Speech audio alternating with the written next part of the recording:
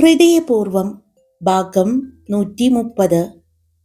നിന്റെ അമ്മ ഇതല്ലേ പറഞ്ഞുള്ളൂ. എൻ്റെ അമ്മയാണെങ്കിൽ കൊട്ടേഷൻ കൊടുത്ത് നിന്നെ തന്നെ തട്ടിക്കളയാൻ പറഞ്ഞേനെ. അതുകൊണ്ട് എൻ്റെ അമ്മയെ വെച്ച് നോക്കുമ്പോൾ നിന്റെ അമ്മ തന്നെയാണ് മോളെ ഭേദം. സന്ദീപ് പറഞ്ഞുകൊണ്ട് അവളെ അരയിൽ ചുറ്റിപ്പിടിച്ചു. പിന്നെ ഒരു പിന്നെയില്ല. ഗംഗ എന്തോ പറയാൻ വന്നതും അവൻ തടഞ്ഞുകൊണ്ട്, എൻ്റെ പൊന്നു മോളെ, ഇത്രയും നേരം ടെൻഷൻ അടിച്ചു. ഇനി എനിക്ക് എൻ്റെ മനസ്സും ശരീരവും ഒന്ന് റിലാക്സ് ആക്കണം. അതിനെനിക്ക് നിന്റെ സഹായം വേണം. നിന്റെ സഹായമല്ല, നിന്നെ തന്നെ എനിക്ക് വേണം എന്ന് പറഞ്ഞ് അവൻ അവളെയും കൊണ്ട് ബെഡിലേക്ക് മറിഞ്ഞു. അവനും അവൻ്റെ പെണ്ണിനെ സ്നേഹം കൊണ്ടും പ്രണയം കൊണ്ടും മൂടുകയായിരുന്നു. പിറ്റേ ദിവസം രാവിലെ നേരത്തെ എഴുന്നേറ്റ് ദേവിക അടുത്ത് കിടന്ന ശരത്തിനെ നോക്കി. അപ്പോഴും തന്നെ പൊതിഞ്ഞു പിടിച്ചുകൊണ്ടാണ് കിടക്കുന്നത്. അവൾ അവനെ ഉണർത്താതെ എഴുന്നേറ്റ് ഫ്രഷായി താഴേക്ക് വന്നു. ലക്ഷ്മി മോളെ ഇന്ന് കണ്ടില്ലല്ലോ. കിച്ചണിൽ ചെന്നതും ദേവുവിനെ കണ്ട് സീതാമ്മ ചോദിച്ചു. ഇന്നലെ ഒത്തിരി ലേറ്റായിട്ടല്ലേ അമ്മ ഉറങ്ങിയത്? അതുകൊണ്ടായിരിക്കാം എഴുന്നേൽക്കാൻ വൈകുന്നത്, ദേവു പറഞ്ഞു. മോളെ, ഇന്നലെ ഉറങ്ങിയില്ലേ? പേടിയുണ്ട് മോൾക്ക്? സീതാമ്മ അവളെ കവിളിൽ പിടിച്ചുകൊണ്ട് ചോദിച്ചു. ഉണ്ടായിരുന്നു, പക്ഷേ ഇപ്പോൾ ടെൻഷനൊന്നുമില്ല. കാരണം എൻ്റെ ജീവിതമാണ്.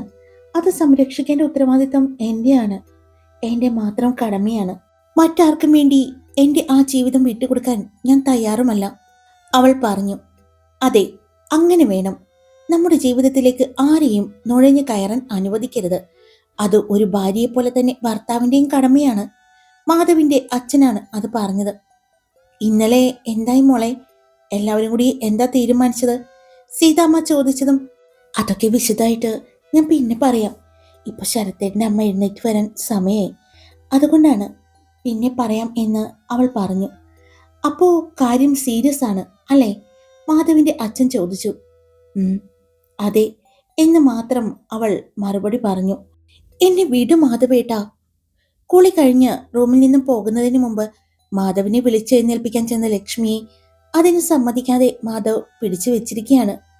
ഇന്ന് മാധവേട്ടൻ ബസ്സിൽ പോകുന്നില്ലേ? ലക്ഷ്മി ചോദിച്ചു. ഇല്ല, പോകുന്നില്ല. ഇന്ന് കുറച്ച് ജോലിയുണ്ട് ഇവിടെ, അതുകൊണ്ട് പോകുന്നില്ല, അവൻ പറഞ്ഞു. എന്ത് ജോലി? അതോ, കുറച്ച് കാര്യങ്ങൾ തീരുമാനിക്കാനും നടപ്പിലാക്കാനും ഉണ്ട്. ഇനി ഇങ്ങനെയെല്ലാം വിട്ടുകൊടുത്താല് ശരിയാവില്ല, മാധവ് പറഞ്ഞു. എന്നാ കുറച്ചു നേരം കൂടി കിടന്നോ, ഞാൻ താഴേക്ക് ചെല്ലട്ടെ എന്ന് പറഞ്ഞ് പോകാൻ പോയ അവളെ സമ്മതിക്കാതെ അവൻ പിടിച്ചു വെച്ചു. എന്നും നേരത്തെ എഴുന്നേറ്റ് പോകുന്നതല്ലേ? ഇങ്ങനെ വളരെ ചുരുക്കം ദിവസങ്ങളിൽ മാത്രമല്ലേ നമുക്ക് കിട്ടുന്നത്? അതുകൊണ്ട് ഇന്നിവിടെ കിടക്ക് എന്ന് പറഞ്ഞ് മാധവ് അവളെ അവിടെ ബലമായി പിടിച്ചു കിടത്തി. അവൾ എഴുന്നേറ്റ് പോകാതിരിക്കാൻ അവളുടെ ദേഹത്തേക്ക് കാലുകൊണ്ടും കൈകൊണ്ടും ചുറ്റിപ്പിടിച്ചു. മാധവേട്ടാ, വിട്ടേ, ഞാൻ കുളി കഴിഞ്ഞതാ, അവൾ പറഞ്ഞു. അതിനെന്താ, ഇവിടെ വെള്ളത്തിന് വലിയ ക്ഷാമമൊന്നുമില്ല, നമുക്ക് വീണ്ടും കുളിക്കാനേ, മാധവ് പറഞ്ഞുകൊണ്ട് അവന്റെ മുഖം അവൾ കഴുത്തിനും ചെവിക്കും ഇടയിലേക്കായി ചേർത്തതും ലക്ഷ്മി ഒന്ന് പിടഞ്ഞു. പിടയ്ക്കാതെ പെണ്ണെ എന്ന് പറഞ്ഞ് അവൻ അവൾക്ക് മേലേക്ക് കിടന്നു. രാത്രി നല്ല ക്ഷീണമായതുകൊണ്ടും ഒത്തിരി വൈകിയത് കൊണ്ടുമാണ് വെറുതെ വിട്ടത്. പക്ഷേ ഇപ്പോ എനിക്ക് വേണം. ഈ പുലർക്കാല വേളയിൽ പ്രണയിനിയുടെ ഒപ്പം പ്രണയ നിമിഷങ്ങൾ എന്ന് പറഞ്ഞുകൊണ്ട് അവളെയും കൊണ്ട് പുതപ്പിനുള്ളിലേക്ക് കയറി. ഈശ്വറിന്റെ വീട്ടില് വലിയ ഹാളിൽ മുത്തശ്ശി ദീപം കൊളുത്തിയിട്ടുണ്ട്. പ്രാർത്ഥിച്ചുകൊണ്ടിരിക്കുകയായിരുന്നു. അവരുടെ മുഖത്ത് പതിവ് ശാന്തതയുണ്ടായിരുന്നു. പക്ഷേ ആ ശാന്തതയിൽ അവർക്കറിയാത്ത ഒരു ആശങ്കയും ചേർന്നിരുന്നു. അതിന് കാരണം സച്ചിയുടെ അമ്മയുടെ മുഖത്തെ ദേഷ്യഭാവമായിരുന്നു. അപ്പോഴാണ് ഈശ്വർ അകത്തേക്ക് വന്നത്. അവന്റെ നടപ്പിൽ തന്നെ ഒരു തരം ദേഷ്യമുണ്ടായിരുന്നു. ആന്റി, അവൻ വിളിച്ചു. എന്താ ഈശ്വർ, നിന്റെ മുഖത്ത് ഒരു ദേഷ്യം? അവർ ചോദിച്ചു. അതാന്റി, നമ്മൾ പ്ലാൻ ചെയ്തതൊക്കെ ഓർമ്മയുണ്ടല്ലോ.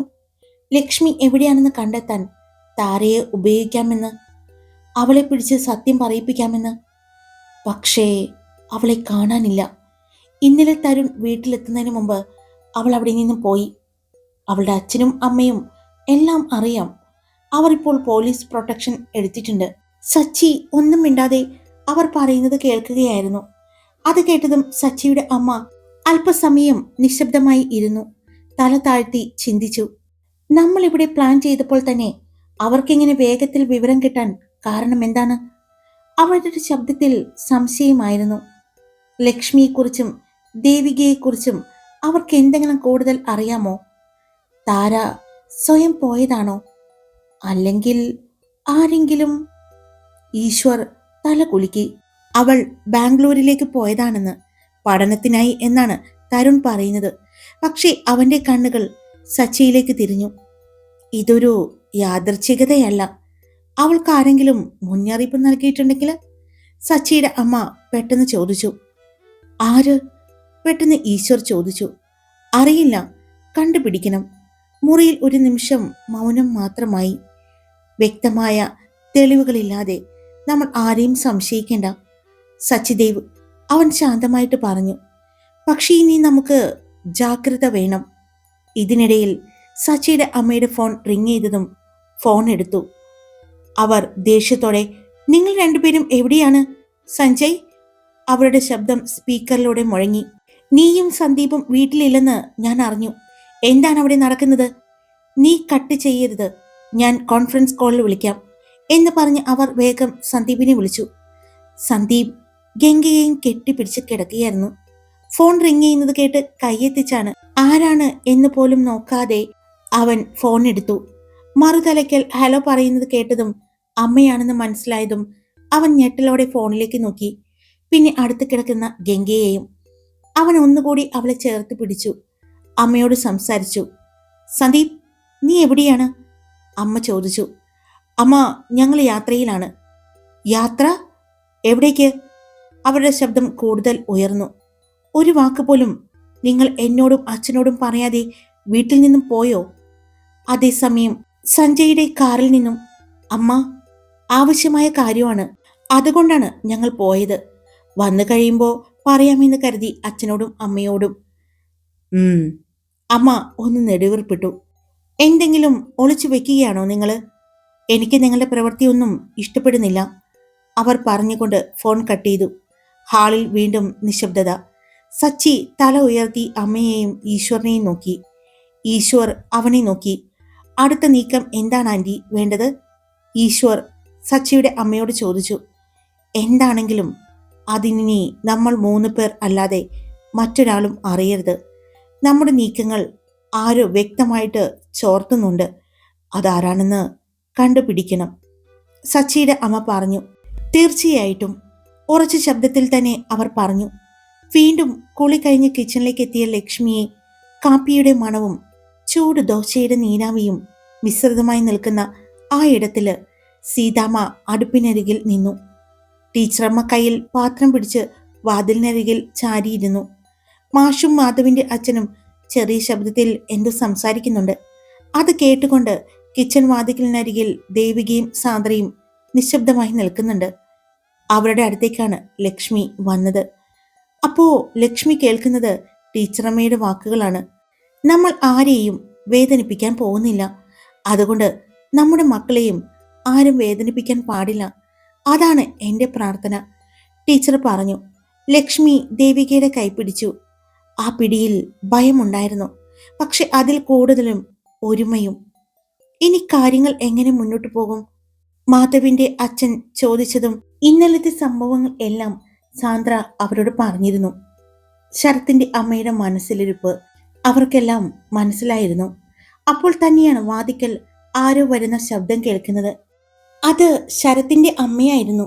അവർ അകത്തേക്ക് നടന്നു വന്നപ്പോൾ ഒരു നിമിഷം കിച്ചണിലെ സംസാരം തന്നെ മാറി. എല്ലാവരുടെയും മുഖം സ്വാഭാവികമായിട്ടും ഇരുണ്ടു. പക്ഷെ അവർ മനോഹരമായ ഒരു പുഞ്ചിരിയോടെ, എന്താ ഇങ്ങനെ രാവിലെ തന്നെ എല്ലാവരും കൂടിയിരിക്കുന്നത്? അവരുടെ ശബ്ദം മധുരമായി ഒഴുകി. സീതാമ്മ ചിരിച്ചു. അതിവിടെ സ്ഥിരമുള്ളതാണല്ലോ. കാപ്പി തയ്യാറാകുന്നു. ശരത്തിന്റെ അമ്മ ഓരോരുത്തരെയും നോക്കി. അവരുടെ കണ്ണുകൾ പുഞ്ചിരിച്ചെങ്കിലും അവർ എല്ലാവരെയും നോക്കി. അവരുടെ ദൃഷ്ടി അവസാനം നിർത്തിയത് ദേവികയിൽ ആയിരുന്നു. ദേവിക പതിയെ തല കുനിച്ചു. ദേവികെ, അവർ സ്നേഹത്തോടെ വിളിച്ചു. ആ ശബ്ദത്തിൽ പൊതിഞ്ഞിരുന്നത് മാതൃത്വത്തിന്റെ നൈർമല്യം. പക്ഷെ അത് അഭിനയമോ യാഥാർത്ഥ്യമോ എന്നറിയാൻ പറ്റാത്ത തരത്തില്. ദേവികെ, നിന്നെക്കുറിച്ച് ഇന്നലെ ഒന്നും ചോദിക്കാൻ മറന്നുപോയി. ഇവിടെ നിനക്ക് ഇഷ്ടാകുന്നുണ്ടോ? ദേവിക ഒരു നിമിഷം എല്ലാവരെയും നോക്കി. മാധവിന്റെ അച്ഛൻ ഒന്ന് കണ്ണു ചിമ്മി കാണിച്ചു. ഉം ഇഷ്ടമാണ് എനിക്കിവിടെ അമ്മേ. നീ എപ്പോഴാ രാവിലെ എഴുന്നേൽക്കാറ്? നിനക്ക് എന്താണ് പ്രിയപ്പെട്ട ഭക്ഷണം? സ്കൂളിലെ ജോലിയൊക്കെ എങ്ങനെ പോകുന്നു? നിന്നെ ആരെങ്കിലും ബുദ്ധിമുട്ടിക്കുന്നുണ്ടോ? ചോദ്യങ്ങൾ മൃദുവായി വന്നു. ഒന്നൊന്നായി സാന്ദ്ര അവളുടെ മുഖം ശ്രദ്ധിച്ചു. ആ പുഞ്ചിരിയുടെ പിന്നിൽ കാണാൻ പറ്റാത്ത, മനസ്സിലാക്കാൻ പറ്റാത്ത എന്തോ ഒരു ഉദ്ദേശം. ലക്ഷ്മി ദേവികയുടെ കയ്യിൽ ഒന്ന് പിടിച്ചു. ശരത്തിന്റെ അമ്മ അത് ശ്രദ്ധിച്ചു. എന്താ ലക്ഷ്മി, നിങ്ങളെല്ലാം ഇത്ര പെട്ടെന്ന് കൂട്ടായോ? നിങ്ങളെല്ലാവരും ഒറ്റക്കെട്ടാണെന്ന് എനിക്ക് മനസ്സിലായി. അവർ പറഞ്ഞുകൊണ്ട് ഒന്ന് ചിരിച്ചു. ഒരു കണക്കിന് അത് നല്ലതാണ്. കുടുംബമായാൽ അങ്ങനെ തന്നെ വേണം. പക്ഷേ അവരുടെ മനസ്സിൽ പലതരം കണക്ക് കൂട്ടലുകൾ ആയിരുന്നു. ഇവരുടെ ഒറ്റക്കെട്ട് തകർക്കാതെ ഗംഗയെയും ശരത്തിനെയും വിടുവിക്കാൻ പറ്റില്ല. ആദ്യം ഈ പെൺകുട്ടിയുടെ മനസ്സ് എനിക്കറിയണം. ദേവികെ, നിന്റെ വീട്ടുകാര് ഇവിടെ വരാറുണ്ടോ? ഇല്ലമ്മേ, അവർക്കറിയാം ഞാനിവിടെ സന്തോഷത്തിലാണെന്ന്. ആ മറുപടി ശരത്തിന്റെ അമ്മയെ ഒരു നിമിഷം നിശബ്ദമാക്കി. എന്നാൽ അവളുടെ ആ മറുപടി അവിടെയുള്ളവർക്ക് സന്തോഷം തോന്നി. സന്ദർഭത്തിനനുസരിച്ച് അവൾ മറുപടി കൊടുത്തല്ലോ എന്നായിരുന്നു എല്ലാവരുടെയും മനസ്സിൽ അപ്പോൾ തോന്നിയത്. ലക്ഷ്മി അപ്പോഴും അവളുടെ കയ്യിൽ മുറുകെ പിടിച്ചിരുന്നു. മോളും ശരത്തും കൂടി മോളുടെ വീട്ടിൽ പോകാറുണ്ടോ? പോകാറില്ലെങ്കിൽ ഇടയ്ക്ക് പോണം. അവരെയെല്ലാം കാണണം. അവരുടെ ദേഷ്യം മാറ്റിക്കൊണ്ടുവരണം. നമുക്ക് കല്യാണം കഴിഞ്ഞ് ആദ്യമൊക്കെ അവർ വേണ്ട എന്നൊക്കെ തോന്നും. ബന്ധുക്കളും സ്വന്തക്കാരും ആരും വേണ്ട എന്നൊക്കെ തോന്നും. പക്ഷെ നമുക്ക് ജന്മം നൽകിയ മാതാപിതാക്കൾ, ഇത്രയും വർഷം നമ്മളെ നോക്കി വളർത്തിയ നമ്മുടെ അച്ഛനും അമ്മയുമാണ്. അവരെ തള്ളിക്കളയാൻ നമുക്ക് പറ്റില്ലല്ലോ. അതുകൊണ്ട് അവരെ എന്തൊക്കെ പറഞ്ഞാലും അവരെ തള്ളിക്കളയരുത്. അവരുടെ അനുഗ്രഹവും പ്രാർത്ഥനയും ഉണ്ടെങ്കിൽ മാത്രമാണ് നമുക്ക് നല്ല രീതിയിൽ ജീവിക്കാൻ പറ്റൂ. അവരുടെ ശാപം വാങ്ങി വെച്ച് ഒരിക്കലും നമുക്ക് ജീവിക്കാൻ പറ്റില്ല. ശരത്തിനോട് ചെറുപ്പം മുതൽ അവനോട് ഞാൻ പറഞ്ഞിട്ടുണ്ട്, ജീവിത പങ്കാളിയെ തിരഞ്ഞെടുക്കുമ്പോൾ കുടുംബവും നിലയും വിലയും എല്ലാം നോക്കണമെന്ന്. പ്രണയം മാത്രം മതിയാവില്ല. ശരത്ത് ചെറുപ്പം മുതൽ അവന് വലിയ സ്വപ്നങ്ങളാണ്. ശരത്തിന്റെ അമ്മ തുടർന്നു. അവനൊപ്പം നടക്കാൻ ഒരു പെൺകുട്ടിക്ക് തന്റെ നില തെളിയിക്കേണ്ടി വരും. അത് കേട്ട് ലക്ഷ്മി പെട്ടെന്ന് ദേവികയുടെ കയ്യിൽ പിടിച്ചു. സാന്ദ്ര അടുത്തു നിൽക്കുകയായിരുന്നു. അവർ ദേവികയെ കുത്തി നോവിക്കുന്നതായിട്ടാണ് എല്ലാവർക്കും തോന്നിയത്. അപ്പോഴാണ് കിച്ചൺ വാതിക്കൽ ഒരു നിഴൽ. അമ്മ! ശരത്തിന്റെ ശബ്ദം ഉയർന്നു. പക്ഷേ അതിൽ വല്ലാത്തൊരു ദേഷ്യമായിരുന്നു. ശരത് അകത്തേക്ക് നടന്നു വന്നു. അവന്റെ കണ്ണുകൾ നേരെ ദേവികയിലേക്ക്. അവളുടെ കണ്ണുകളിൽ കണ്ണുനീർ കണ്ടതും ആ നിമിഷം അവന്റെ മുഖം കടുപ്പമായി. ഇതെന്താണ് ഇവിടെ നടക്കുന്നത്? അവൻ ചോദിച്ചു. ശരത്തിന്റെ അമ്മ അവനെ നോക്കി പതിയെ ചിരിച്ചുകൊണ്ട്. ഞാൻ വെറുതെ സംസാരിക്കായിരുന്നു. സംസാരമോ? ശരത്ത് മുന്നോട്ട് വന്നു. അവളുടെ കുടുംബം, അവളുടെ നില എന്നൊക്കെ ചോദിക്കുന്നത് സംസാരമാണോ? ഞാൻ എന്റെ മകന്റെ ഭാവിയെക്കുറിച്ച്. അമ്മ! ശരത്തിന്റെ ശബ്ദം ഉയർന്നു. എന്റെ ഭാവി ഞാൻ തിരഞ്ഞെടുക്കും. എന്റെ ഭാര്യയെ ആരും ഒന്നും പറഞ്ഞ് ചെറുതാക്കാൻ പാടില്ല. കിച്ചൺ നിശബ്ദമായി. ദേവിക വിറച്ചു നിൽക്കുകയായിരുന്നു. അവൾ ശരത്തിന്റെ കയ്യിൽ പിടിക്കാൻ ശ്രമിച്ചു. ശരത്തേട്ടാ, വേണ്ട, ദേവിക അവന്റെ കയ്യിൽ പിടിച്ചുകൊണ്ട് പറഞ്ഞു. പക്ഷേ അവൻ പിന്നോട്ട് മാറിയില്ല. നീ എന്നോട് ഇങ്ങനെയൊക്കെ സംസാരിക്കാറായോ? അവർ ശരത്തിന്റെ കൈ പിടിക്കാൻ ശ്രമിച്ചു. ശരത്ത് വേണ്ട. പക്ഷേ അവർ കൈ പിൻവലിച്ചില്ല. അമ്മ, ഇവൾ എൻ്റെ ഭാര്യയാണ്. ഇവളുടെ ആത്മാഭിമാനം എനിക്ക് അതിനേക്കാൾ വലിയതാണ്. ശരത്തിന്റെ അമ്മയുടെ പുഞ്ചിരി ഇപ്പോ ഒന്ന് മങ്ങിയിരുന്നു. നീ എനിക്ക് എതിരായി നിൽക്കാണോ? അവർ ശാന്തമായി ചോദിച്ചു. ശരത്ത് ഒരു നിമിഷം മൗനം പാലിച്ചു. അവന്റെ കണ്ണുകൾ ദേവികയുടെ കണ്ണുനീർ കണ്ടപ്പോൾ കൂടുതൽ കത്തുകയായിരുന്നു. എന്റെ ഭാര്യയെ ആരും മാനസികമായി തകർക്കാൻ ശ്രമിച്ചാൽ ആരായാലും ഞാൻ എതിർക്കും. ആ വാക്കുകൾ കിച്ചണിൽ മിന്നൽ പോലെ പതിഞ്ഞു. അവന്റെ ശ്വാസം വേഗത്തിൽ, കൈകൾ മുറുകി. ഇനി ഒരു വാക്കുകൂടി പറഞ്ഞാൽ അവന്റെ കോപം പൊട്ടിത്തെറിക്കുമെന്ന അവസ്ഥ. അവിടെ മാകെ നിശബ്ദതയായി. ശരത്തിന്റെ അമ്മ അവനോട് സംസാരിക്കാൻ ഒന്ന് ഭയന്നു. എന്നാലും പിന്മാറാൻ തയ്യാറാവാതെ അവർ അവനടുത്തേക്ക് വന്നു. മോനെ ശരത്തെ, ദേവികയ്ക്കും അവളുടെ ഫാമിലിയെക്കുറിച്ചൊക്കെ ഓർക്കുമ്പോൾ സങ്കടം ഉണ്ടാവില്ലേ? അതാ ഞാൻ പറഞ്ഞത്, അല്ലാതെ വേറെ ഒന്നുമല്ല. നിനക്ക് പറ്റുമെങ്കിൽ അവൾക്ക് അവളുടെ ഫാമിലിയെ തിരിച്ചു കൊണ്ടുവന്ന് കൊടുക്ക്. എത്രയൊക്കെ നീ സ്നേഹിച്ചാലും, ഈ ചുറ്റുമുള്ള ഇവരെല്ലാവരും സ്നേഹിച്ചാലും, അവൾക്ക് ഒരു വേദനയായിട്ട് അവളുടെ ഫാമിലി ഉണ്ടാകും മനസ്സിൽ. നിന്നെ സങ്കടപ്പെടുത്താതിരിക്കാൻ ആ കുട്ടി പറയാത്തതായിരിക്കും. അതുകൊണ്ടാ അമ്മ അത് നിന്നോട് പറയുന്നത്. അവർ പറഞ്ഞു. ആണോ ദേവു? നിനക്ക് എന്നോട് എന്തെങ്കിലും പറയാൻ മറ്റൊരാളുടെ സഹായം വേണോ ദേവു? നിനക്ക് എന്തും തുറന്നു പറയാൻ എന്നോട് പറ്റില്ലേ? ശരത്ത് ചോദിച്ചതും പറ്റും. ശരത്തിനോട് സംസാരിക്കാൻ എനിക്ക് ആരുടെയും സഹായം വേണ്ട. എനിക്കതിന് പറ്റും, അവൾ പറഞ്ഞു. അത് എന്തുകൊണ്ടോ ശരത്തിൻ്റെ അമ്മയ്ക്ക് അടിയേറ്റതുപോലെയാണ് അവളുടെ ആ സംസാരം തോന്നിയത്. ഹായ്, എല്ലാവരും സുഖമായിട്ടിരിക്കുന്നു? ഞാൻ സുഖമായിട്ടിരിക്കുന്നു. അപ്പോൾ സ്റ്റോറി ഇട്ടിട്ടുണ്ട്. ഇഷ്ടപ്പെട്ട ലൈക്ക് ചെയ്യാനും ഹൈപ്പ് ചെയ്യാനും നിങ്ങളുടെ അഭിപ്രായങ്ങൾ കമൻറ്റ് ചെയ്യാനും സബ്സ്ക്രൈബ് ചെയ്യാതെ കേൾക്കുന്നവരുണ്ടെങ്കിൽ സബ്സ്ക്രൈബ് ചെയ്യാനും മറക്കല്ലേ. Love you all. It's me Karthika.